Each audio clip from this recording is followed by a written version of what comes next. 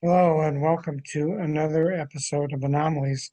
I just reflected on the fact that we've been off the air for 2 or 3 months. Dave and I have kind of done a hiatus with our shows, and so it's good to come back on, and it's also good to have guests that we've had before. And tonight we get to have a repeat uh, guest, and that's both a kind of double-edged sword because as we're talking before the program started, the person that we're going to have tonight, Mike Berger, who we've had on before talking about 9/11, we've got him on again. And part of the reason we have him on again is there's kind of the same level of misinformation that's out there.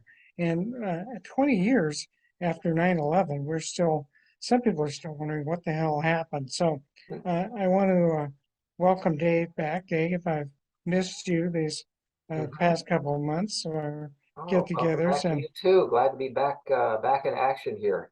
yeah, so to speak. Mm. And Mike, we'd like to welcome you back to the program too. We enjoyed having you on previously. So I guess the start question is, it's been 20 years since 9/11. I could point to several people right now who, if I asked them what happened on that day, give the standard repertoire of, well, Osama bin Laden, two planes crashing into.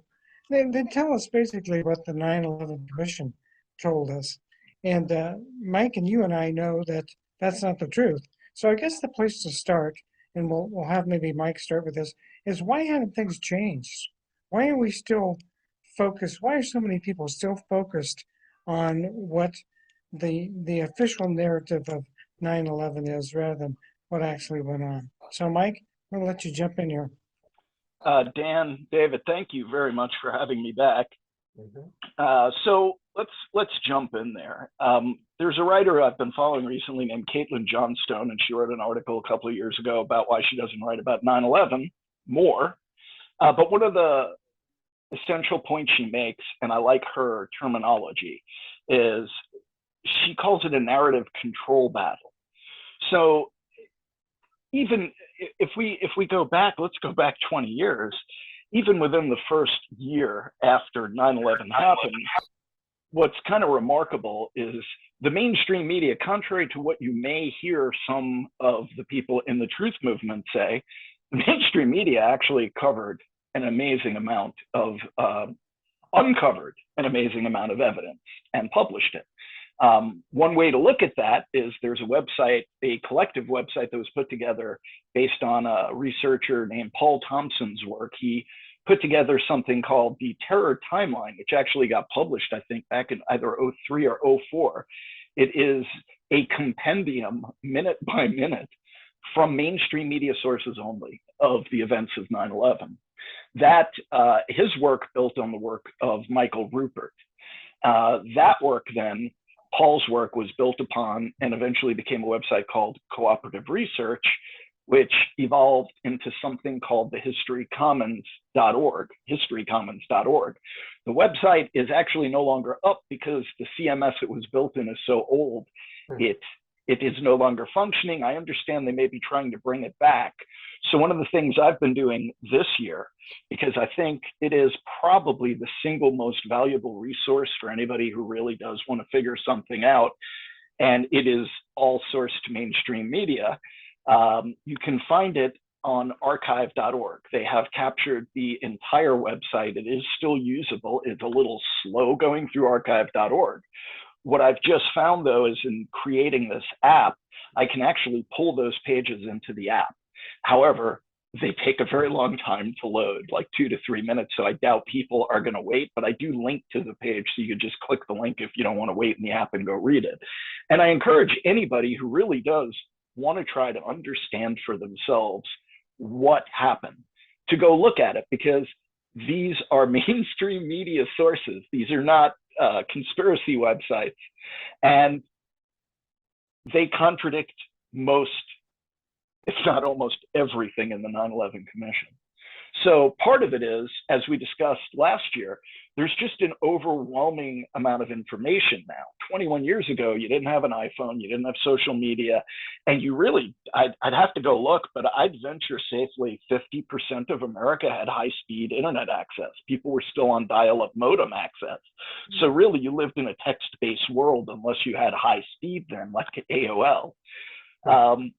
So the truth did come out in the mainstream media, but the media never put it in a context. They never connected the dots for you, or if they did, it was very rarely. So unless you followed the news like a news junkie, you wouldn't see how truth comes out over time. And over time, the truth comes out. However, there is no single place that it's assembled for you to follow it. And it's also an incredibly vast tale. 9/11 is this incomprehensible event. And each part of it, even as we touched on it last year, when you touch on a single part of it, it requires a lot of background to give it context to make sense of it.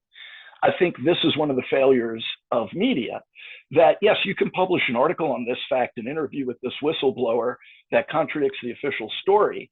Once that went to print and went on the web, even 20 years ago, 19 years ago, when I fell into the 9/11 rabbit hole and I started doing research, I noticed right away that articles I would find one day on a mainstream media website about 9/11 would disappear. And I was not the only person who had this experience. People like Paul Thompson and other researchers did. And what I eventually found when I met them is that we all had these private archives of files that we downloaded because we saw that history was disappearing before our eyes. And this was 19 years ago. Now there is so much information out there, it's even difficult for anyone to find the facts. And it requires critical thinking. And this is not something the United States has emphasized in its educational curriculums. So what I find is that the people who are interested, who are not necessarily truthers, but they want to know the history of 9/11 and they want to try to figure out some semblance of truth, it's a really challenging undertaking at this time. There's too much to sift through to figure out what's real and what isn't. It requires a great deal of time, and it also requires a great deal of effort. And I don't know that there are many people willing to put forth all three of those diligently to find enough facts to be able to make a comprehensive picture of that event make sense. So, Mike, can I jump in here for? Please. You brought up a point. When would you say that you became aware of the evidence suggesting that the official story was not the correct story? Because I'm looking back, trying to think back my awakening, so to speak. I think it wasn't until like 2004 or 2005 when I started looking into things, because that's when books, very comprehensive books started to come out. I think Webster Tarpley, was it Griffin, David Ray Griffin? I think just there's some of the seminal books that really encapsulated everything. Like you're saying, it was really hard to find all the relevant stuff in one place until somebody wrote a book. Then I read the book and I said, oh my God, this is huge. But it even somebody like me who's was already conspiratorial conspiracy minded back then, because I was already into UFO issues and whatever. Even then, it took me half a decade to realize what was going on. So what do you think is kind of the average timeline of people who are now aware of the volume of evidence against the official story? What have you, from talking with people, does it take people years and years, decades? I mean, when do people really wake up on average from what you've seen? Boy, I wish I could give you an on average. Well, then what's the? No, I can answer though. Yeah. No, I think what happens is this has more to do with all right, let me jump for a moment to something. I've wondered since when I first began to meet other people who became 9/11 activists, who understood the significance of what had happened and had enough understanding of history that they could project into the future, and understood what the implications were for civil liberties and everything else that we supposedly stand for. And they drew a line at 9/11. The truth had to come out, otherwise we were in a lot of trouble. We could see what kind of future we were heading towards.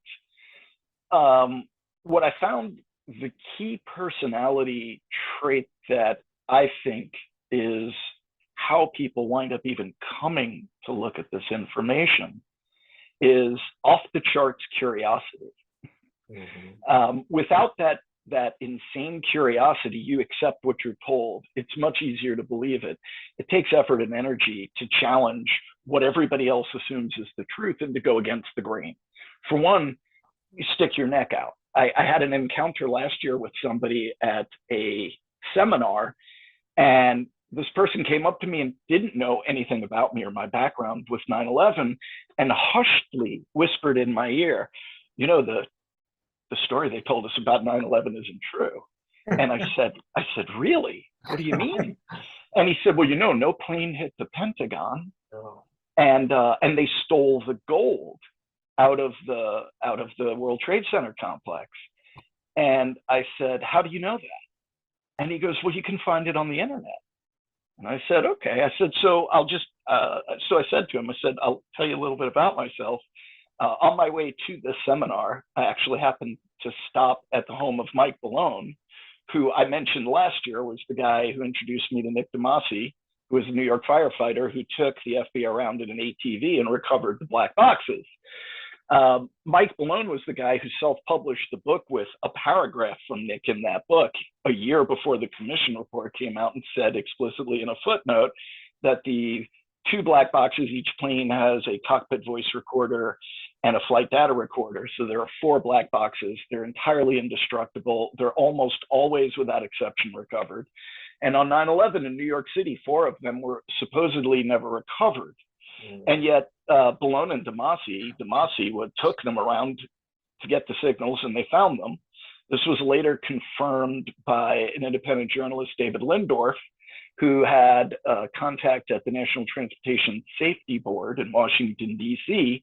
Those were the people with the equipment to evaluate the black boxes.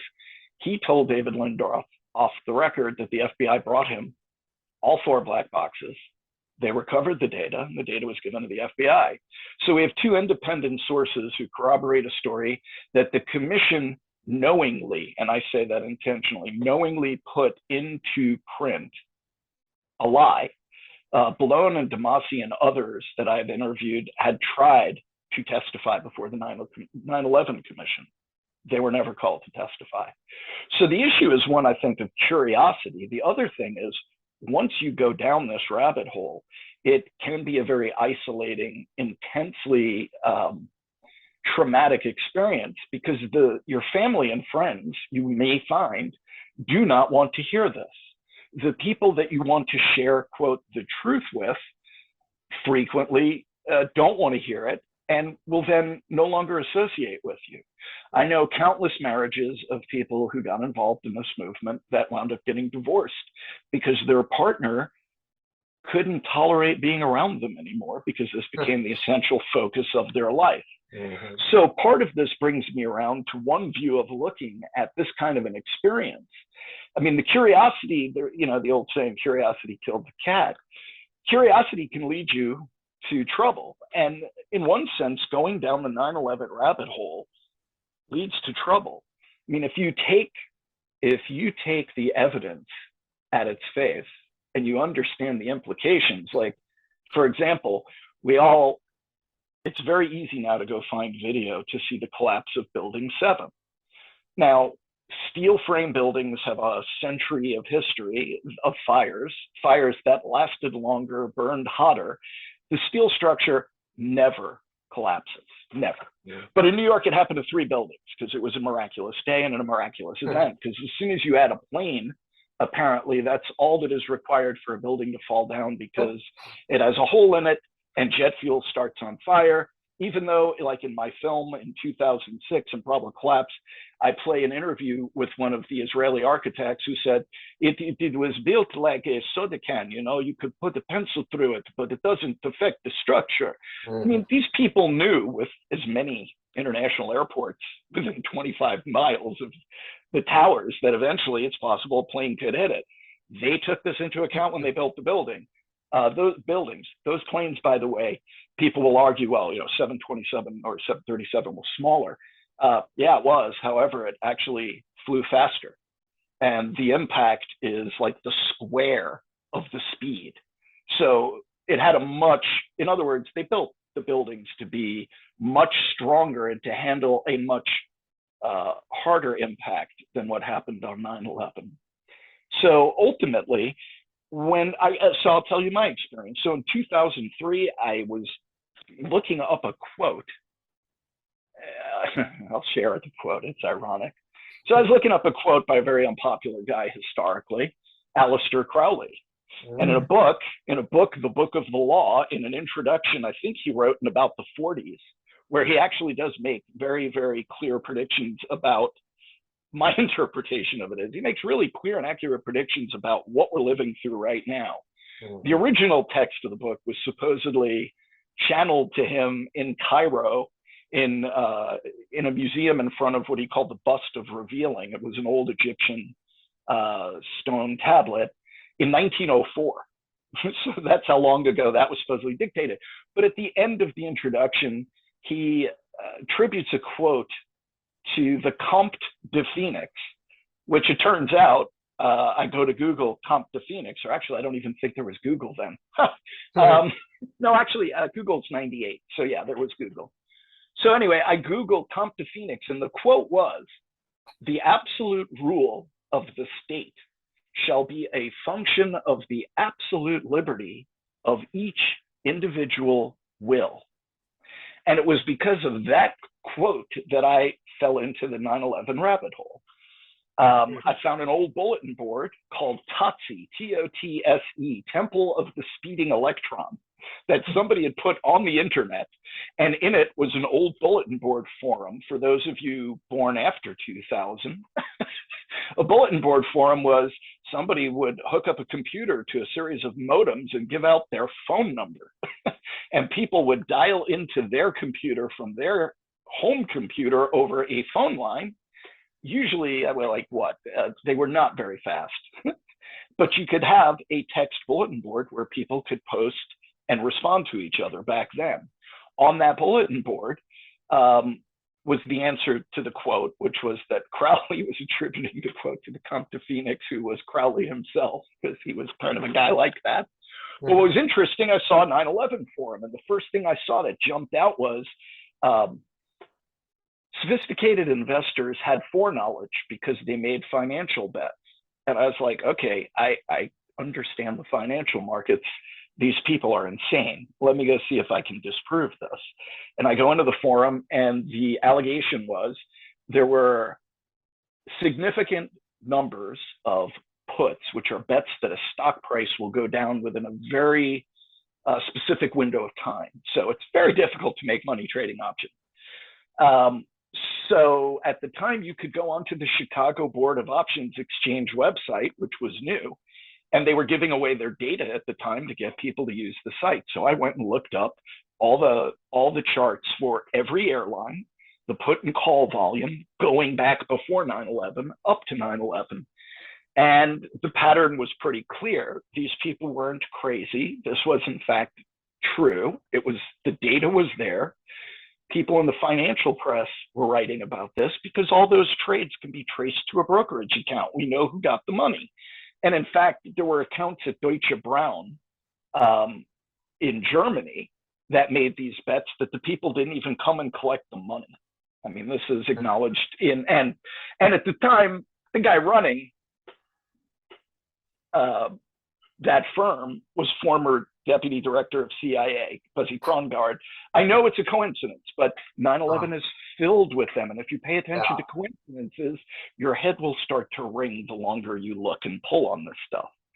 So A, curiosity, and then B, once I saw for myself that these people really weren't crazy, and I started digging, my experience, my honest experience, I sat in a chair for 24 hours and couldn't stop reading. And I told my girlfriend at the time, like, look at this. Like, how is this possible that we live in a country with a free media? And all of a sudden, I find this one story, and it turns out to be true. And now, as I'm looking, I can find 100 articles that are saying what's in the news isn't really the full story. There are in-depth articles here that contradict the story about the hijackers. They could not have been radical fundamentalist Muslims because they went out to titty bars and drank alcohol and did cocaine. Yeah. That's a little odd. In fact, a researcher, and so a sidebar, one of my frustrations, having been at this for way too long, is that much of the original crazy, incredible research that was done by these intrepid people is entirely lost to history already. Like Daniel Hopsicker, even within the truth movement, nobody knows his name or his research.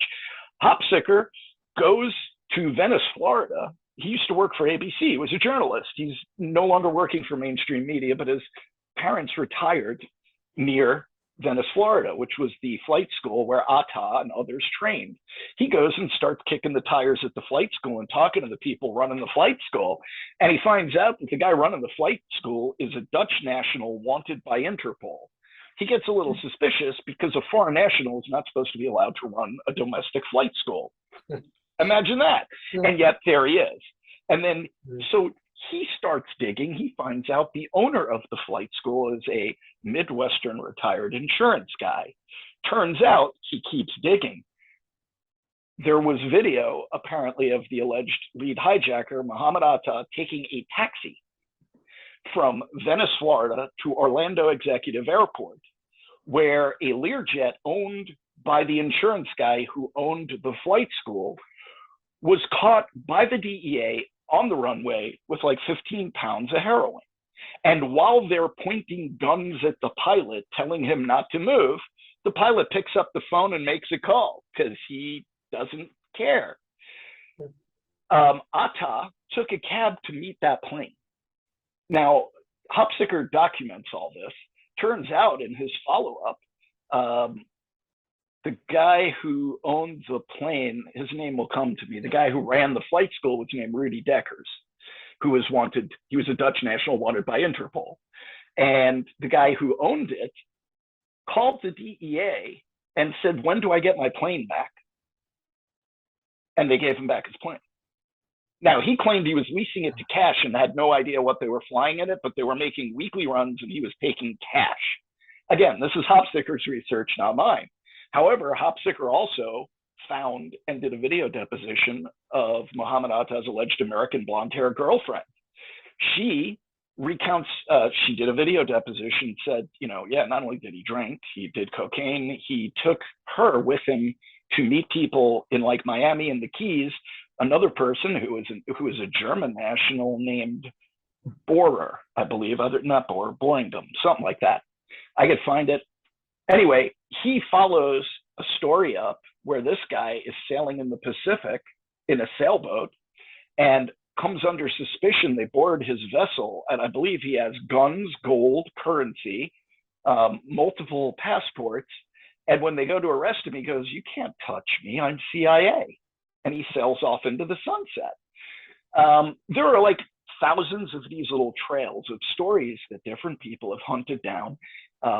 Hopsicker has had a website, Mad Cow Productions. He put these out in books and movies 20 years ago on VHS. That's how long ago we're talking, folks, even before DVD. But all of this stuff disappears down the history time hole and it's gone. And I find that frustrating. There's so many people who did such incredible and somewhat dangerous or risky research, and people aren't even aware of how insane the story is. You have to be very curious. And what happens when you go on this journey is it leads you, I believe, into a very dangerous zone, kind of like a dark night of the soul journey, where everything, how you make sense of the world gets put into question and rearranged. And it's either your sense of self or your sense of the world no longer makes sense. So you have to put yourself or your view of the world back together. So it does, I believe, lead to personal growth in the sense that you have a deeper perception in reality. But the cautionary part of it is it's very easy to get stuck there and not use it on your own path to becoming maybe more perceptive without getting stuck thinking, well, now that I know, I've got to show this to the world. Because you only seem to be able to come to this by your own will. You have to be curious, you have to want to know it, which is why shouting or even talking to people reasonably, like, for example, last year I had somebody call me up and he said, look, I showed a friend of mine the video of Building 7. He is an architect and a lawyer. And he said, his response to me was, but where were the eyewitnesses? So in other words, he's looking at it. He knows physics. He's an architect. He's a very, very logical thinker. But his first thing is like, well, really, if there were no eyewitnesses who claimed it was a demolition, then there's no demolition. Now, that's absurd because, A, there are plenty of videos with eyewitnesses. But it's my point. I bring it up because people's resistance is unfathomable to somebody who sees what's in front of them. Well, and so I know Dan has a question too, and I've got a whole bunch coming up because you've covered so much ground here. I was going to say, you guys have to stop me because I'll go forever. Yeah, I'm trying to kind of boil it down boil it down and expand it up into grand concepts of how this sort of thing can persist. A cover-up can persist for so long, and I think you hit on it. Let me think about how I was trying to put this together. You pay a great price, you or I or Dan, anyone who's willing to go down these rabbit holes that you're talking about, you pay a great price sometimes in your personal life, in your work life, in just having to think through some of these unfathomable thoughts. And like you said, it challenges every principle that you hold, every belief that you hold about this great country, how freedom and independence and liberty and all those things, you have to kind of throw all those on the ground and stomp on them and twist and kick them through the gutter before your brain can fully take on just the insanity that you describe here. Anyone could go read these things too. I mean, this is true. I mean,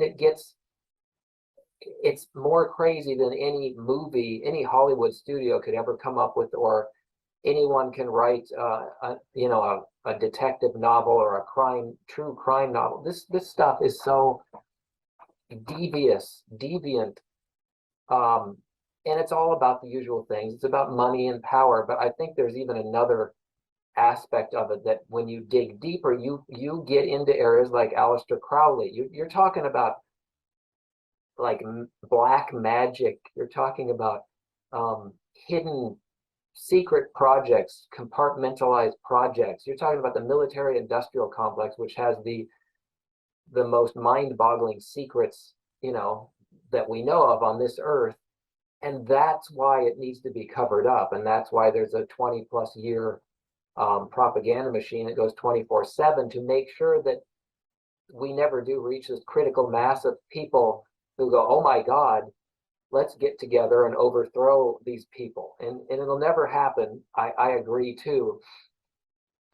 But that doesn't stop us from trying, right? And so Michael touched on something 20 or 30 minutes ago. At this point, he mentioned his app, and I would like you, Mike, to talk about your app a little bit more. You kind of threw it in there and kept going on something, but I really want our listeners to know about this app, because that is a concrete example of doing something specific rather than just talking about this stuff. That really gets people involved in becoming hands-on and part of a community, and maybe accumulating that critical mass sometime down the road. So could you talk about that? And then that's all I have, Dan. I know Dan wanted to jump in a while ago, but I want to hear about the app first. All right. Like I said, though, you guys got to stop me because really I could talk about this forever. So what I did this year, I like to reality test concepts and theories, right? Throw it against the wall and see if it works. So I did a little experiment. I've basically a month ago got into designing and building apps on a new platform which bypasses Apple and Google. So they get no money. I don't have to charge anything for the app. And you don't even have to install it. You can use it in a web browser without installing it. But the idea behind it is to build a private space that is not monetized, that is not surveilling every decision you make, so it can monetize your attention and awareness. And that in this space, I'm trying to attract people who are curious. I am not trying to attract people who are truthers. And I can explain why, but ultimately, I want to be a resource for people who wind up falling into this rabbit hole, who may have been born after 9/11 or were too young to have been able to make sense about it. But for one reason or another, now they're curious and they're finding out about a hidden reality. And there really isn't anywhere to go with this. Who can you go and talk to? Even other organizations that are 9/11 centric, they don't have a phone number, that's for sure. Now, that tells you a little bit more about my age. But I've been available by email for 18 years or such, by 911truth.org, on my own website for my movie. And now since last year, before the anniversary, I've had a phone number. 10 people have called me in a year. Of those, one were a bunch of kids who called speaking as if they were Mickey Mouse, which actually I thought was hysterical. And I told the guy, like, that's got to hurt your voice. At some point, you're going to lose it, which he did. But the other people who called were really, really thoughtful people. And they didn't have anywhere or anyone or many people in their life that they could share this interest with. So in one sense, I want to kind of be a point of contact for people who are feeling isolated and lost. The other point is, other people interpret what I'm saying as if I'm telling you not to try to do anything about it. That is not what I'm saying. What I'm saying is, if we keep doing the same thing we have for 20 years, and the surveys, the social research and public opinion surveys show we're going backwards, perhaps we should change our approach. That's kind of where I come from. So the idea behind the app is that here's a place where anybody who's curious can sign up. And what I'm going to start doing each week is creating some kind of unique content, either video, a survey that relates to facts about 9/11 for people to kind of assess what they think they know versus what we do know. And then open it up to see if people want to get together once in a while, either on a Zoom or within the forums in the app you can post. I've made 3 forums, and I'm willing to turn this into anything anybody wants it to be. Like, I don't have an agenda. I'm trying to be a person who can support new people who are just waking up to this and going, well, what the heck? I can go join this group or that group, and this group has been doing this for 16 years or more. This group's been doing this for 13 years. And yet we have absolutely no change in the numbers of people aware of this. So I want to try to encourage something different. So to go back to some of what we did touch on and some of the questions that you raised, David, I think the antidote to what's going on, this control, the propaganda control matrix or mechanism, as Caitlin, she uses the term propaganda control machine, propaganda control matrix. That's Caitlin Johnson, CAIT. Her website. Oh, that's at Medium. Anyway, CAITLIN Johnstone. She publishes on a lot, but ultimately she points out that you can't overcome that propaganda machine, the power that they have to control people's minds, because they were born into and swim in this world of information with peers who, whenever you bring this up, you're automatically demonized and labeled. And so there's no chance of getting through. And her point is, let's go through the open door. There are much, much more recent things happening right now that don't have the propaganda machine. You know, they haven't dug in and entrenched themselves in people's minds yet, where you can open a door for people who are curious.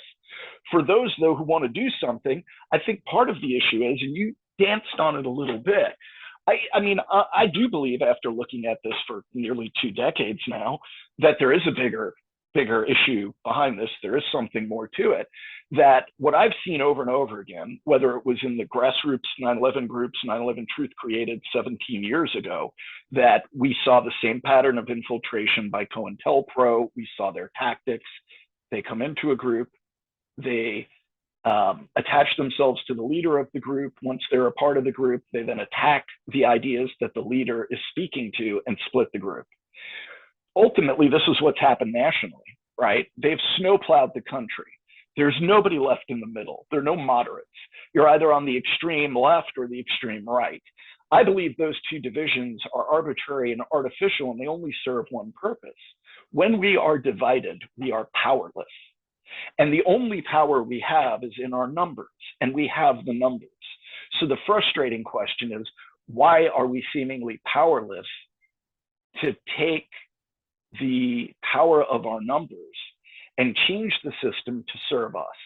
I no longer believe it can be done within the system through the political process, because the political process doesn't allow for a third party. It doesn't allow for anybody to divide the either or choice of the two people who are actually owned and paid for by the same people. And one is fascism light, and one is fascism.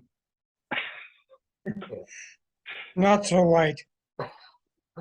Yeah, nothing light. And we know where this is going. So to me, my conclusion is the antidote is to bring people together on the common ground that we share, which is we all want our children to prosper and have opportunity. We want to have equal opportunity. We're not asking for equal outcomes. Nobody can guarantee an outcome, but we have to admit that there isn't even equal opportunity, whether it's education, healthcare, living standards, income. And so I can connect this to the Great Reset. I can connect this to the silent walkout. Rather than it being union organized for rights, people are just not going to work. When there are more jobs open than ever, people are choosing not to work. Now, the standard answer, first it was blamed on COVID money, as if anybody could live on a COVID check and never have to work again. That was the most absurd and insulting thing I've ever heard. For a thinking person to be told that you're going to live on that check, I don't know where they live, but it certainly isn't in any city in this country. The reality is we have the numbers, but people are afraid. They're afraid to put their necks on the line. And whenever there is a group that seems to get organized, that begins to build momentum, what do we see happen? They are torn apart in the mainstream media. We're told one side has one view of these people, another side has another view, and ultimately those two views make sure that nobody perceives these groups as credible or able to meet the ends that they're fighting for. So it's not even worth paying attention to them. And now I think we're in an even more dangerous situation. There's a professor named Peter Boghossian. I ask people, please go to YouTube and search for Peter Boghossian. He's doing these reality experiments. He's going to college campuses around the country and setting up events where he asks a single question. For example, or he'll make a statement, there are two genders. And then he'll ask students, he'll put a 7-point scale on the ground with tape from strongly agree to strongly disagree. And then he'll ask students to stand wherever their belief is relative to whatever the issue is. There are only two genders. And you need to watch these videos because it will blow your mind that there will be people who will give an answer of why they believe what they believe. And he'll ask them, what evidence could I present to you to get you to move 1 point over? In other words, not to change your mind, just to moderate your opinion. And there will be students who will look him in the eye and say nothing. Scientific fact, I don't believe it if it says that. So, I mean, we're at a point now where people believe they can invent their own reality. And we're in a lot of trouble now because part of that reality, there's a segment of the population that has lost the ability to tolerate dissenting opinions. And they believe they have to deplatform them and protect innocent people from thoughts that might injure them. I don't know how a thought can injure you. My feelings may get hurt. I may not like what you're saying, but if I'm going to have a First Amendment right, I damn well have to defend yours. And the case in point would be Alex Jones. I've had personal interactions with him. Not my favorite guy. I don't particularly care for his style. But at the same time, I don't believe he should have been deplatformed. The real question is, why are you afraid that people are going to get radicalized by radical views? It means you don't even trust them to think for themselves anymore. So we're treated like imbeciles. And we now have a government that wants to try to relegate us to, in essence, unthinking property. And I know that may sound extreme, but that's my opinion only. One of the people that never ceases to amaze me is Stephen Hassan. Do you know who he is, Mike? I don't. Okay, so he wrote a book, and we're getting political here. He wrote a book called The Cult of Trump. And Hassan knows something about cults because he was in one. He was a Moonie for a long time. But a lot of his book is spent talking about mind control techniques that are used on a daily basis to get half of the country to think that Donald Trump won the election and Joe Biden is not the legitimate president. So when I start thinking about that, it doesn't seem like it's too far-fetched for the 9/11 movement to have trouble with the narrative. That the narrative is not what the commission said it was. It's totally different. So and maybe I was thinking we should have done this at the start, and we don't have to take a lot of time to do it because it would be kind of counterproductive. But maybe in light of the Stephen Hassan comment. So if we were, because I know there are people who are going to be listening to this podcast who will say, what? What the hell are they talking about? Mike and Dan and Dave are pretty far down this rabbit hole, but there are people who are not.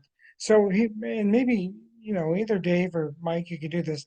Give us a little bit of a Cliff's Notes of what the narrative, the 9/11 Commission narrative of the events were, and then why they're wrong.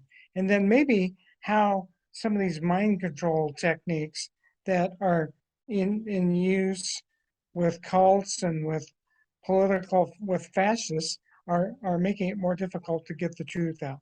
You want to try that? Yeah, let's give Mike that one, definitely. He So probably has a much better summary than I could come up with now. It's been a while since I've, really tried to do that. Well, and we did this last year too, and I forgot to mention this last year, so I'm glad you brought it up. The best summary of the official narrative is now the second video on the homepage of 911Truth. It's been there. I just moved it up. James Corbett, on the 10th anniversary, did a YouTube video called 9/11, A Conspiracy Theory. However, what it really is, it's a summary of the official narrative told in 5 minutes without misleading anybody or misdirecting them. So in 5 minutes, you can hear the entire official story.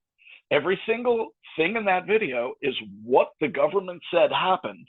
But when you listen to it in 5.5 minutes, it becomes incredibly obvious that there's no way it could have happened that way. So rather than me try to go through it, just a few things. I mean, we're told 19 radical fundamentalist Muslims snuck into the country with barely a budget, planned to hijack multiple planes. They had to learn how to fly them first. They did that in flight schools around the country. The narrative claimed the government had no way to know they would use planes, had no way to know they were here because of stovepiping. The individual intelligence agencies didn't share intelligence, blah, blah, blah. That effectively they were able to commandeer 4 commercial airliners simultaneously using nothing more than a box cutter. Guys who couldn't fly a simulator or speak English are flying these planes all over the skies on a clear blue day. The military doesn't have situational awareness within the country, so they can't find any of these planes. And literally every absurd thing they claimed is what they claim. And it all counters everything that ever came out in mainstream media, because the mainstream media has disproven every one of these points. The FBI and the Mossad, reported by Kurt Cameron on Fox News, that left-wing liberal rag. He did a very long report on the hijackers having been surveilled in the United States for more than a year before 9/11 by the FBI and the Mossad. So much for that. The alleged dancing Israelis were arrested in New York. Well, they were arrested in Jersey Shore, but they were arrested, interrogated by the FBI for 90 days, sent back to Israel. They claimed they were art students, but they had a video camera set up pointing to the towers before the plane hit. They were seen, I don't know if you know this story, they were seen what looked like they were celebrating. So a woman called the police and she's like, these Arab looking guys are celebrating. It turned out they were Israelis, not Arabs. And most people don't know this. The FBI confiscated the video and the photos. They had a wad of cash. They were sent back to Israel. They went on television in Israel and claimed they were mistreated art students. And I don't remember who did the FOIA application. I'm not sure if it was Aidan Monahan or someone else within the Truth Movement. But when they got the documents of what they took in evidence, which is now taken 20 years to get, all the photos were redacted. So you couldn't actually see the plane in the damn photos. Like, we know what they were taking pictures of. Why can't we see the pictures they took? They never released the videos. And this is all still kind of hush hush. Nobody really talks about it. Anyway, we keep going. So these radicals snuck in, trained here, went undetected, had no money, had box cutters, managed to get through security because every government agency on 9/11 was either radically incompetent or they failed to do their job, whether it was immigration. FAA intelligence had sent CD-ROMs to airports out before 9/11, warning specifically Bin Laden is determined to hijack a domestic airliner.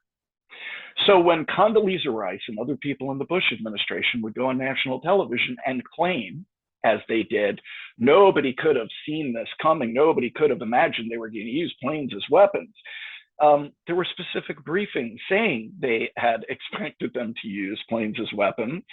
And when Condoleezza Rice, National Security Advisor, says, nobody could have had this idea, not a single person in the commission or the government or the media asked her, then what was the war game exercise on the morning of 9/11 that mimicked the attacks, that made it incredibly difficult for air traffic controllers to understand the blips on their radar screens?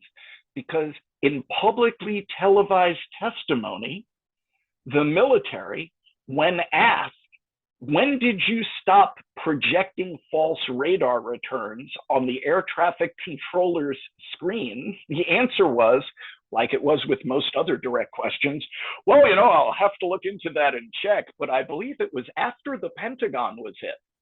So in other words, they acknowledged that the air traffic controllers couldn't have done their jobs because they were looking at false data while every plane was hitting its target. That was not accidental. That's my opinion. This was intentional. So for them to claim they couldn't have imagined they would use planes, why didn't anybody ask, why were you doing an exercise that mimicked what was happening? Who thought of that exercise? Oh, and by the way, how did the people who had created the X-Files manage to run a pilot episode of a spinoff, The Lone Gunman, 6 months before 9/11 that showed the damn plot? I mean, they literally show a hijacked plane heading for the World Trade Center. Ironically, I believe the plane had taken off in Washington, D.C. in the show and was going to Boston. Now, again, lots of coincidence, folks, right? 77 took off from D.C. and 11/175 took off from Boston. And in the show, the characters in this hypothetical situation that could, of course, never happen. This is a TV show, folks. Don't take this seriously. They try to tell there's one of their characters is on the plane, rushes the cockpit and goes, I'm with the government, shows an ID. And the pilots are like, you're not allowed to be in here. And he's like, you're not in control of the plane. And they're like, get out of here. And he runs up front and turns off the autopilot. And a pilot tries to pull the yoke and the plane doesn't respond. And all you see is the North Tower right in front of the plane. And until the other characters remotely unlock the control system, at the last moment, they're able to pull the plane straight up over the building, quite literally. And at the end, when one of the characters asks his father, like, why aren't you going to talk about this? He goes, well, they've already tried to kill me twice. This time, they'll succeed. And that's how the pilot episode ends. So when people in government claim nobody had an idea, I think we have a lot of questions to ask, because if a television producer can produce a 30-minute show that covers the damn plot before the government had no idea, either they're psychic, they're tuned into something that I'm not aware of, or there's something a little bit darker and deeper going on, which is, and this is already established, that DOD works directly with Hollywood. Think of all the shows after 9/11 that glorify the FBI and other government agencies violating our civil liberties in the name of protecting us and keeping us safe. So going back to the propaganda matrix issue, if we're watching shows that have instilled in us this notion that these people should be able to color outside of the lines in order to keep me safe, and I don't want to know about it, and this is not new in American consciousness. I think it was 3 Days of the Condor, 6 Days of the Condor. It was Robert Redford. It was a movie in like 72, 73. And the character in that movie plays a CIA analyst who reads magazines and newspapers for the CIA. He believes he's found a code and he sends it to headquarters. The code says the United States is about to invade the Middle East for oil. He sends it to headquarters. He goes out to lunch. He comes back. Everybody in his office is dead. And he doesn't know why. So he's on the run.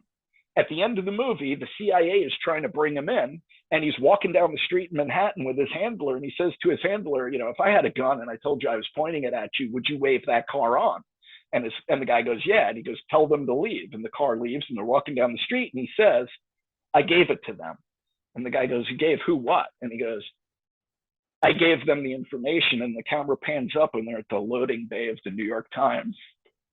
And the CIA guy says to him, you damned fool. You damned fool. Why did you do that? And then in the blink of an eye, he looks at him, and the last line in the movie is, do you really think they're going to print it? And that's like 50 years ago. So, you know, this is all in the media landscape, in the television landscape over and over again. There are narratives that counter this, but they're few and far between. Most of the propaganda, it's not just news, it's in our everyday lives. You know, when you say to somebody, if you ever looked at 9/11 and they look at you like you're nuts, you're not going to ever break through. They have to, if they want to know the truth, they have to do the internal work and the mental gymnastics to rearrange their perceptions. So maybe the best place to bring this to is, what is the nature of reality? There is an objective reality, obviously. However, I come from a school of thought where I really can't say anything about objective reality. I can only speak from a subjective perspective, which is my perception and experience at best. I can only express and validate what I experience. You can only express and validate what you experience. And to bring it back to community and an antidote to what I see happening, we once again maybe need to learn how to tolerate divergent views. One of the things that I've concluded is we need each of our perspectives, however accurate or inaccurate they are, in order for each of us to have enough information to get a bigger picture. We cannot find truth on our own as individuals. It is a collective enterprise, and it does tend to require the scientific method. But even science never says this is the truth. This is the truth as we know it now. And it's always subject, if we're doing science, to being updated as our knowledge base expands, or we disprove things that we have thought were true.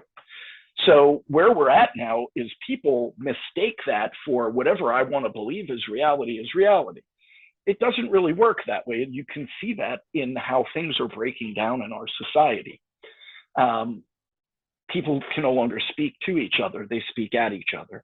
This isn't new, but the extremes to which people want to deplatform, or, I mean, when you try to tell comedians that they're not allowed to tell jokes with words in them, we're in a lot of trouble because now the people themselves have been so propagandized, they're doing the job of the government for them, shutting down any critical thinking or counter narrative to what they believe.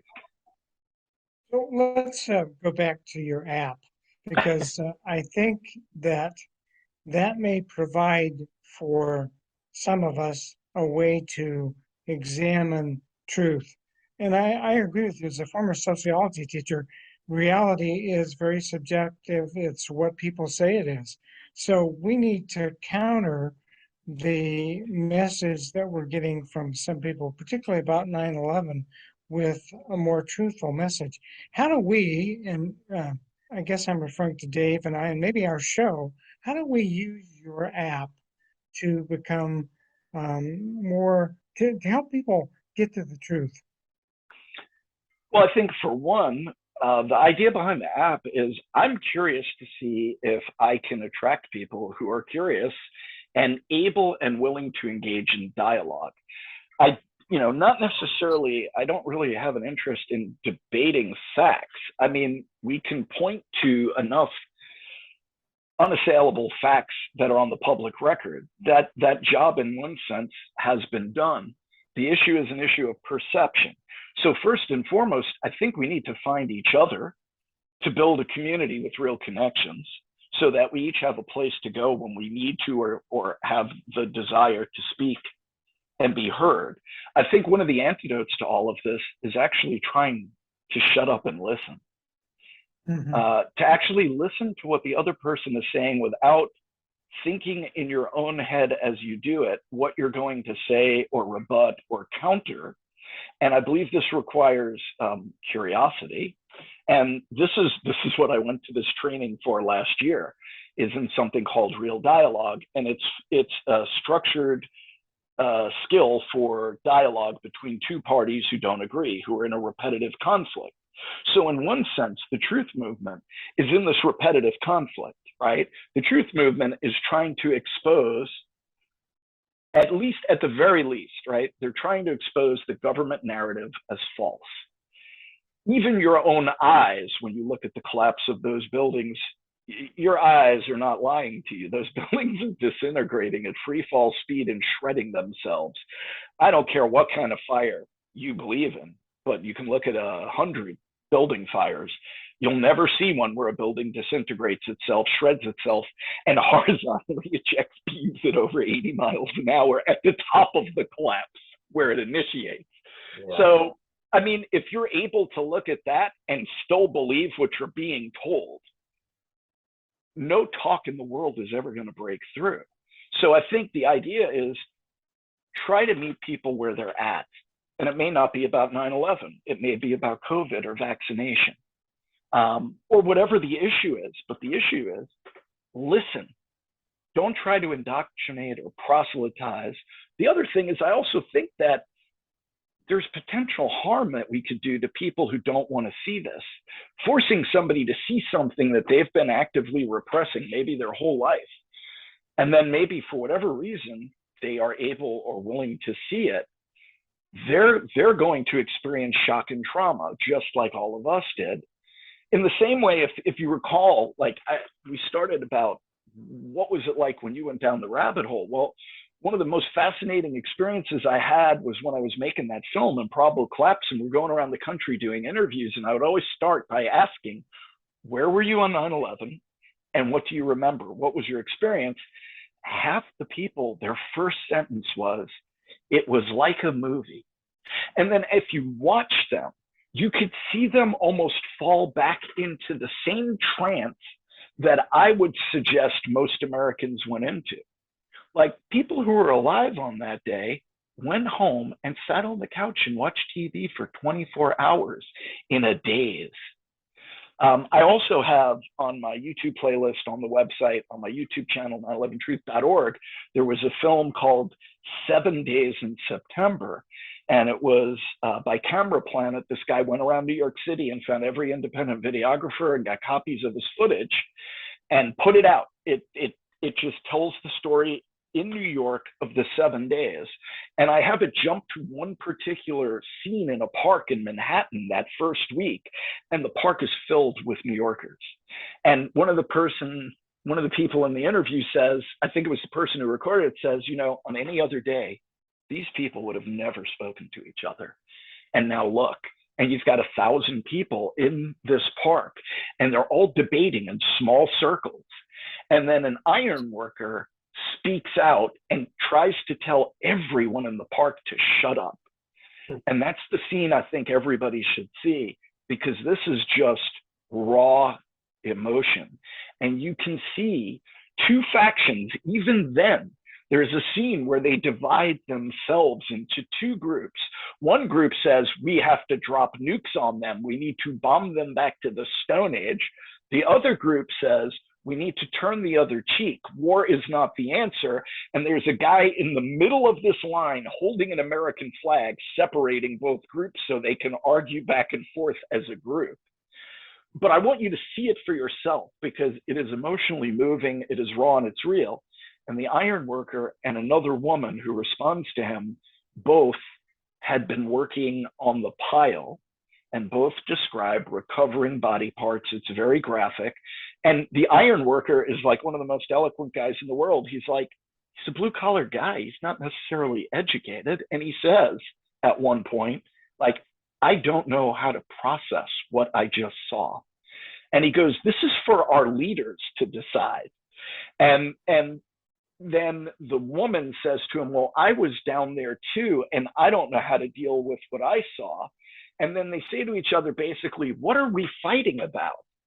And they say, I don't know. And then everybody in the park starts embracing. And I think if everybody saw this, it would scare the living shit out of the people in power, because this is what they don't want.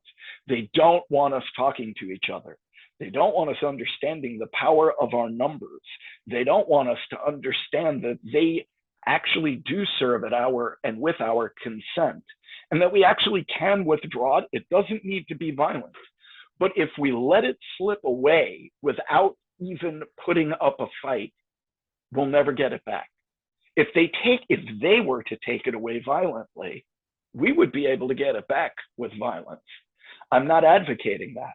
I don't think it's too late, but I do think we have to change our strategy. Trying to get other people to see something that emotionally, mentally, spiritual, they may not be able to handle, I don't believe is the answer for me. I'm not telling other people not to do that. I'm suggesting maybe a more positive thing to do. Try organizing with the third party, work on the movement to get ranked choice voting. Make sure you tell the people in your life you care about that you love them, and let them know you care about them. Don't let anything ever go unsaid, because your future is not guaranteed. If we learned anything, the government can neither promise security or safety. You are responsible for your own security and safety, physical, emotional, mental, and spiritual. Do not look to others. You brought up cults. One could say and compare the 911Truth movement to a cult. There are plenty of cults in this country. Cult of personality. There are endless cults. Don't follow leaders. I'll quote Timothy Leary. Don't follow leaders. Watch your parking meters and think for yourself. Frankly, I do quote Leary. Most people, he is remembered as this countercultural icon who stuck his thumb in the face of the government when it came to LSD and drugs. And it may not be the most appropriate point to end on, but I do believe that one of the qualities of psychedelics or marijuana is it tends to open up your mind and open up your perceptions, and that directly threatened the power structure. That was why when the CIA introduced LSD before they understood the implications, like Ken Kesey was actually turned on at Stanford University in a CIA-run experiment with LSD. They literally created the counterculture, and then they couldn't put the genie back in the bottle. And it had the opposite effect of what they had hoped. People started to think for themselves and look through the bullshit. And I think this is connected to curiosity, because you have to be a pretty radically curious person to ingest a substance that is going to alter your perceptions. That to me takes quite a bit of courage and curiosity to, quote, be willing to go out of your mind to find the truth.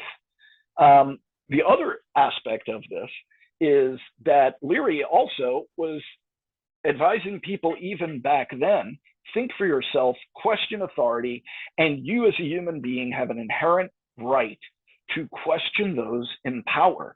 You have a duty, an obligation as a citizen of the world or this country to try to hold power to account.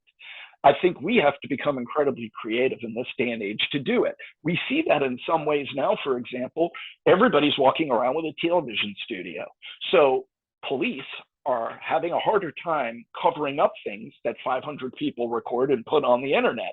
They are still trying to cover it up, but it is getting exposed.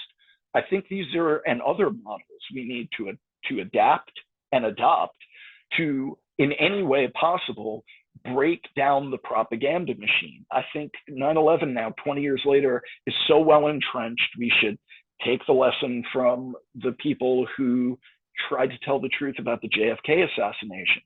They're still holding meetings. And at one point, national surveys probably had 90% of Americans didn't believe that Lee Harvey Oswald was a lone shooter. So the question is, how do you translate this into political action? That's the challenge we have. And I believe we can only do it by talking together, by talking to people we radically disagree with, because it's going to take all of us to be able to fight the people that have the power to run the propaganda machine as they are. And they are, they're only getting more powerful now with the addition of AI. I don't know how many people really understand how well surveilled we are. I had a conversation with a friend and I mentioned an old wrestler. I said, have you ever heard of Diamond Dallas Page? And the other guy's about my age. And he goes, yeah, you mean the wrestler who broke his back? And I said, yeah. And the next day, my phone got a notification from YouTube to watch a Diamond Dallas Page video. Now, I was on an audio call. Yeah. I never searched for him. I've never watched a video of his. Again, these are not coincidences. No matter what they tell us, we already knew after 9/11 that AT&T and the NSA were surveilling domestic phone calls illegally. All of these kinds of issues that came out then got buried under the pressure and terror of 9/11. And I believe to this day, like one headline from today I did happen to catch, Biden reauthorized the national emergency that Bush set in motion after 9/11. Now, 20 years later, most Americans do not know. We have been living under what is called continuity of government. My own opinion is that everything that's happening in Washington for 20 years has been a damn theater. It's a puppet show because they enacted continuity of government, and it's very difficult to find where it was ever stopped. And I believe each subsequent president reauthorizes it just like Biden did. In other words, if you look at the program and you search continuity of government and you go back to its historical roots, this was the doomsday scenario for a nuclear war of who would survive and run the government. But that was put into effect after 9/11, and there is no evidence on the public record it has ever been withdrawn. We should be asking who is actually really running the country. Because even Donald Trump, for whatever you may perceive to be some of his flaws, tried, I believe earnestly, to end the war in Afghanistan and to end some of our foreign, well, since they're not declared wars, what should we call dropping bombs on 9 countries simultaneously for decades? I believe that's called the empire is dying. These are the last gasps of the empire trying to control the power, which was exactly what the think tank Project for the New American Century wrote in their defense planning guidance document 1 year before 9/11, where they said, without a catalyzing catastrophe like a new Pearl Harbor, the American public will never consent to the radical increase and reposturing of our defense trajectory, where they wanted to surround the Caspian Basin with our military, pull them out of West Germany, pull them out of Japan, surround the last major reserves of oil on the planet. Well, everything they said and all the countries in that document that they named who are our enemies, we have dropped bombs on now, even though those people have not been in power, supposedly. Many of them did make up the original G.W. Bush cabinet. However, that policy has been de facto US policy now for 20 plus years. So when are we going to stand up and say, not in our name? We tried in the largest numbers in history to stop the Iraq war. The mainstream media made it appear that there were far fewer people in the streets than there were. They were the world's largest anti-war protests ever. And yet most people didn't see them. So the media landscape that we had in the 60s and 70s, when you had three networks that controlled everything, and yet most Americans got the same view of reality and had a shared world view of reality, whether you agreed with what TV was telling you or not. Now that is no longer the case. Each of us can select and construct a media environment that only feeds our bias and that prevents anything from getting in that we don't agree with and don't want to hear. So part of that challenge then is to become more curious ourselves and maybe listen to the people who we think are on, quote, the other side. Because A, there aren't two sides to an issue. There aren't even two sides to a coin. We commonly say, right? Heads or tails. You know, a coin has a side. That's three sides, not two. We often get stuck in this either or logic. Maybe logic, maybe is an answer as well. Is this true? Well, it might be, it might not be. Sometimes we don't know, and it's okay to say maybe or I don't know, but we don't do that as human beings. So I think, and now I'm going to get really out there, as a species, we are wired for self-destruction. It is what has helped us survive up till now, but the species has never been able to terraform, to kill all life on the planet until the last 80 years. We now have a power far greater, as Gene Roddenberry had said, than our emotional development. And so I think that's where we have work to do. The work is on our own minds, on our own consciousness, to try to be more curious, to be more kind to each other, to speak more kindly, and to listen with curiosity, to hear what others are saying, not to try to persuade or convince, but to actually hear them. Because ultimately, isn't that what each of us wants? We want people in our lives who hear us, who see us, who we can be ourselves with. And I think these are all little components of the kinds of change that each of us as individuals can do. You know, meet your neighbors. How many people in this country know their neighbors and talk to them? These are the people that if the shit ever hits the fan, they're either going to come steal your food and break in your house, or they're going to work with you to defend your neighbor. Yeah. You know, how do you want to go through what's coming? Or you can I was going to say, I want to be cognizant of the fact that we've monopolized your time for about an hour and a half. But maybe, unless Dave has something else, you used a couple of terms that I've been thinking a lot about: ranked choice voting and alternative political parties. Are you familiar with the Forward Party? Andrew Yang, there's some other people, Christine Todd Whitman, kind of, both Democrats and Republicans that are tired of Democrats and Republicans that are looking. Uh-oh. We lost his audio. You've muted yourself, Dan. Oh. Dan, you're muted. You're muted. Can you unmute him? Can I? There you go. There Oh, he got it. I don't know how that happened. Anyway, so third political parties like the Forward Party, is that an avenue to promote some of the examination of the truth? I originally came across the People's Party. I haven't come across the Forward Party, but I have heard a critique of Andrew Yang. Certainly, Christy Todd Whitman would not be a person I would want in my party. She was the one who lied about the toxic air in New York. She was the head of the EPA at the time. So if she's on my team, I'm not on that team.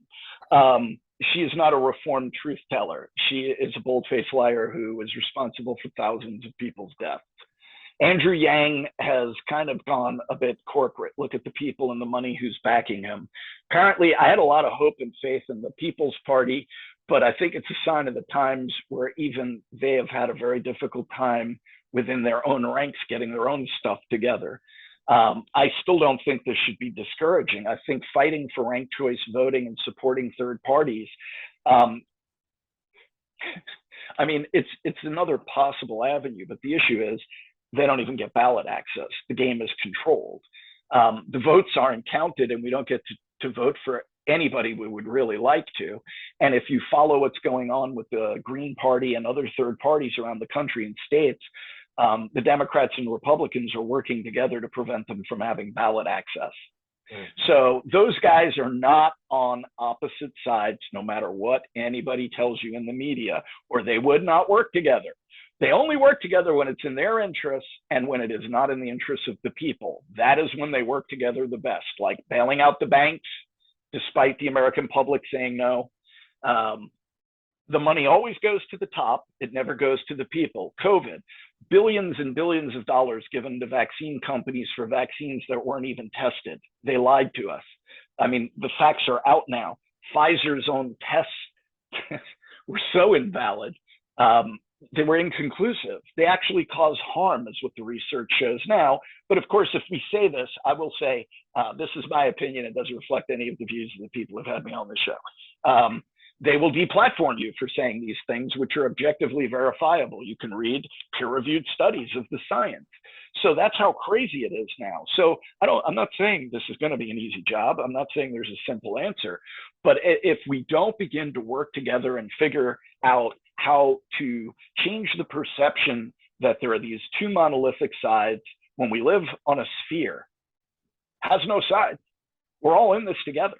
And until we can see that at the individual level, that we are in this all together, no matter what happens, other than people like Elon who can go to another planet. Most of us do not have that option at this time. Yeah. So we're going to have to get it together. Otherwise, I don't think the future looks bright. And I prefer to deal with reality rather than looking through rose-colored glasses so I don't see the blood in front of my face.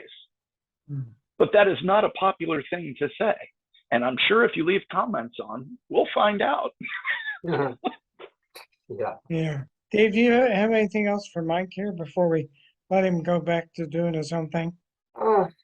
Well, the only thing I can think of, I'm trying to find a silver lining to all this, because it really, a lot of the stuff we talk about really ends up down a dark alley, it seems like. But I have faith in this this concept of the 100th monkey, thing, where it takes just a very small percentage of people becoming aware and adopting a certain lifestyle, a certain belief system. In fact, I've read experiments, like Dean Radin, talks about things like this. The Princeton scientists, they've done a lot of consciousness studies stuff. And he alludes to some studies showing that you only need a very small number of a population to change. You could call it an evolutionary change, or just a change in outlook, belief, to make the rest of the population, even up to 99% of the population, adopt the same change. So when we're talking about, well, where is this critical mass of people, whether it's 9/11 or any other of these things that we've been talking about, what percentage of the population needs to change the belief system in order to get the entire organism to go along with it? I think it's a very, very small number, actually. It's not like we need 51%, certainly not 99%. It may only be 1 or 2 or 5% of people becoming aware of a certain thing in order to enact this, very gigantic change that will send us off in a different evolutionary path. So I think we should never give up hope, even when it seems bleak. We just keep pushing ahead, and eventually you hit that chain reaction where things turn overnight, almost literally in some cases, especially in the era of the internet. Things go viral. That's what going viral means. You have something that was previously unacknowledged, unknown to many people, then all of a sudden it spreads everywhere. So we're just, we're a night away, you could argue, from making some of these big changes in our political systems, our belief systems, science. So we should never give up on the idea that can happen quickly, and not, we shouldn't get bogged down in the numbers like, oh my God, nobody I I know believes the same things I do. Well, maybe next week they will. So we got to hold out. We got to keep fighting the good fight and explaining things as well as we can scientifically, but also emotionally, so that people grab onto something and go, yes, that does affect me. I should care about that. And it's not as hard as you think a lot of the times. At least that's what I tell myself, and that's what I hope for, is that there is a critical mass that's much lower than you might guess at first. And people like Mike are doing it, taking the time, devoting their lives, creating apps, doing interviews. I mean, we need people like Michael Berger doing this sort of stuff and enjoying it and with enthusiasm. And that's what people need, because it's, you see someone speaking so enthusiastically about something, so charismatically, and you say, I didn't care about this before, but now I care at least a little bit. I'll go do my own research and maybe tell my friends about it. That's how it happens. I think you're right. I want to end this on a more optimistic note. And I do want to say, like, as I said, I know people can it's very easy to misinterpret what I'm saying and feel like I'm saying you should give up and be despondent. No, I don't say that. Okay, but I want to counter, like, the 100th monkey argument is what I have been fighting for 16 years, because we had 56% of the American public. We didn't need 2%. We had 56%. It didn't lead to shit. It's how do you translate the shift? I mean, I'm sure a majority of Americans for many, many decades now did not believe the official story about the JFK assassination. It doesn't necessarily lead to political change. However, what I would like to end this on a more positive note, this idea of this journey into the rabbit hole, whether it's 9/11, a death, loss of a friend, an illness, some life-changing event that really tears apart your worldview of yourself or the world itself, it requires rebuilding your own identity. That is partly what gets destroyed. That's why when I say 9/11 was an inside job, I'm not referring to the government. I'm referring to the job we've done on ourselves in our own heads. If you can't see that building is coming down at the rate of free fall, and you understand that steel can't jump out of the way without something having to move it and slow it down, no words I can tell you are going to change anything. So maybe if I could, part of this I interpret is this is a psychological developmental maturation process going through this kind of dark journey. We go into it based on, like I said, death, illness, losing a job, losing a loved one, finding out somebody you cared about lied to you, whatever. That can trigger this. So why don't we end on this note? I'd like to share something about what it takes to come out of that dark period. I mean, and you asked at the very top, like, how long does this take? How long do you have to be in it? There's no time limit. I mean, it took me 12 years. I'm not that smart. Others may be able to do it better. Some don't come out. But I just found an article about the meaning of this experience, and I found it actually very touching and helpful. If it's okay, could I share that with you guys in the audience? Because I think this will give people hope and maybe even direction. Understanding the process you're going through and that you're not alone is a great first step in finding fragments of meaning to hold on to. One small amount of meaning returns, once a small amount of meaning returns, it'll then give hope, in turn affecting the frustration and sadness, introducing a sense of feeling more at ease in the process.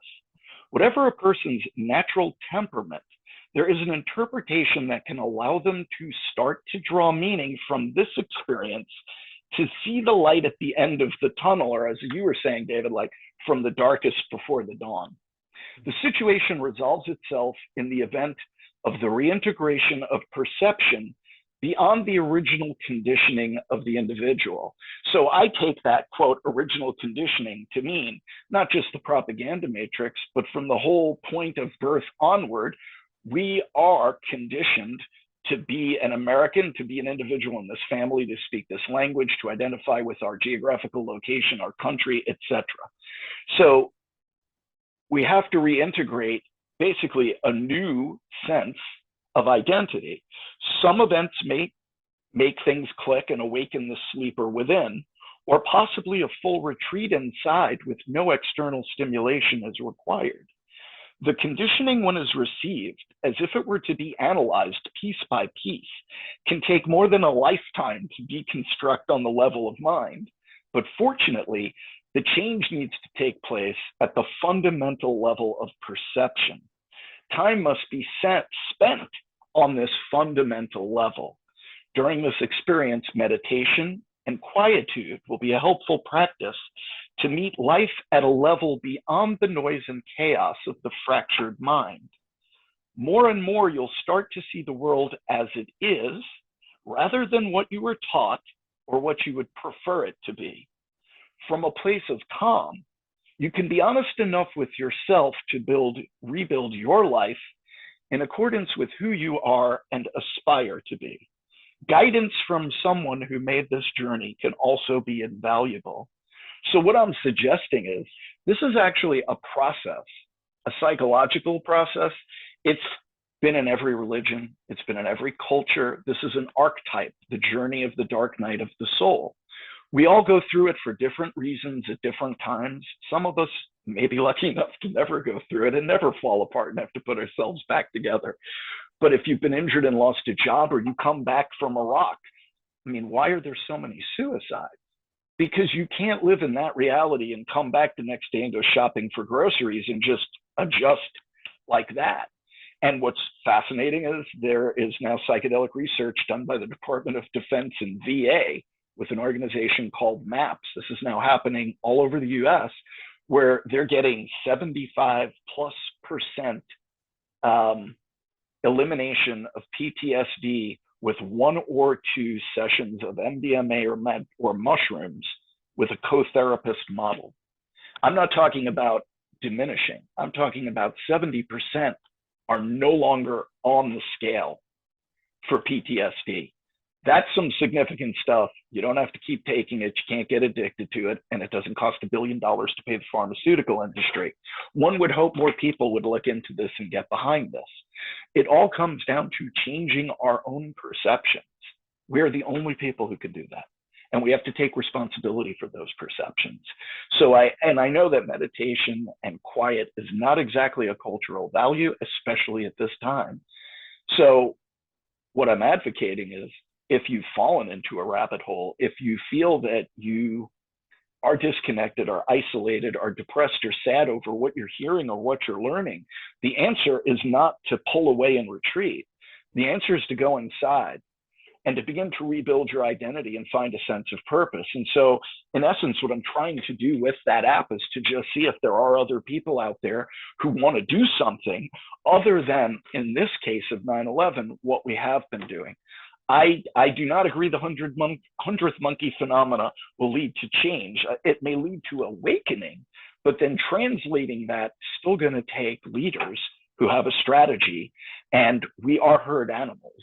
Despite the notion that we don't want to follow leaders, and I'm going to contradict myself because I said earlier, don't follow leaders.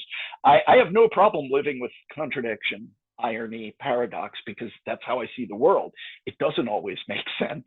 Sometimes it just isn't going to. So I'm personally comfortable with that. Others may not be. But I find that coincidence, synchronicity, paradox actually illuminating. It turns me on. I get excited and curious about it because I want to understand it, because again, it doesn't make sense. If I can't make sense out of it, to me, it's something I need to pay attention to, because maybe there's another level within which this does make sense. I don't have a broad enough picture. I believe that's one of the experiences I gained by doing the research on 9/11, is that the picture scales dramatically. You can look at you can follow one person's path through 9/11, like Bush. You can follow a series of events, agencies, organizations, but it always connects to a much larger global macro picture. And it's very rare and nearly impossible to be able to convey that story to somebody, whether it's a documentary, whether it's an interview, because as you can see, it just takes so much time to tell the story. And maybe that's another thing. We should all practice becoming better storytellers. If we could tell the story better than the government could, I mean, that novel was a bestseller, the 9/11 Commission. Let me remind everybody here. People actually went out and read that thing because they wanted to know. So there's plenty written about 9/11. I think it's how we tell the story. And I think even more revealing is maybe revealing our own personal journey into the rabbit hole may be helpful for others. And what I hope I inspire is people not to get stuck in the rabbit hole and to see that what's important, or a takeaway lesson might be, to live your life more fully, to become whoever you are, to try to actualize as much of your potential, and to enjoy the hell out of the people in your life. Spend time with the people you care about. Remove the distractions in your life that prevent you from being present. I think slowing down and being present, having some form of a spiritual practice, whether you call it walking in nature, hiking, meditating, yoga, sitting in quiet. It doesn't have to look any specific way, but you have to make time for yourself. And this is ultimately an inside job. No one can do it for you, but there are people who can help along the way if you get lost. That's what I'm hoping to provide. If there are people who are curious and they want a place where we can congregate, you can sign up for the app. It's free. I'm available by chat in the app 24/7 apparently, so you can really screw with me if you'd like to. You can post questions in the forums. If you want to do anything else, let me know. I'm pretty flexible, and I would just like to see if a community of people can actually cooperate, work together to build something that we can take into the world and try to make change happen.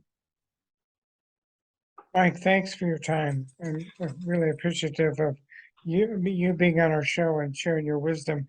And maybe we can get a link to that app on our YouTube page, Dave. Is that possible? Is it at 911truth.org? Yeah, it's app.911truth.org. Okay. And there's also a link from the homepage at the very top of the homepage at 911truth.org as well. Okay. But I want to thank you guys. You've had me back twice now. I really do appreciate it. And I appreciate the long form and your flexibility to allow me to ramble incoherently. I do enjoy that. It's very coherent, don't worry. Yeah, very coherent. I disagree with that. Yeah, thank you, Mike. I appreciate it. It's like you said, it just expands and expands and it never ends. You know, you start from one point, you are led down different rabbit holes and into different realms even, and that's what makes it so interesting. Is it starts to connect to all these other things that we talk. We didn't even get into some of the other things, but there's too much. There's way too much. We could do this every week for a year and never go over anything twice. Yeah. And I don't know. Maybe we should have a part two. We should have a part two. I'm up for it. Look, I'm one of these people who put 20,000+ hours into this. And as you can tell, if I'm invited to talk about it, I can talk about it forever. Yeah. I still am passionate about it. I really don't want people to come away with the impression that I'm saying to give up. I'm just saying, hey, if we've done the same thing for 20 years, can't we just try something different together? Exactly. So I posted our last year interview within the app, which means people have to sign up. When this interview goes up, send me the link. I'm going to post it on the public side. And I want to also see, because this will be our own little experiment, right? If there are people who listen to this and there is a call for an interest, if you're up for doing another one, you let me know. I'm always down. Okay. Sounds good. All right, Mike, take care. Thank you guys again. Thanks. Yeah, we'll be in touch. Appreciate it. Appreciate it. Have a good night. All right, you too. All right, bye.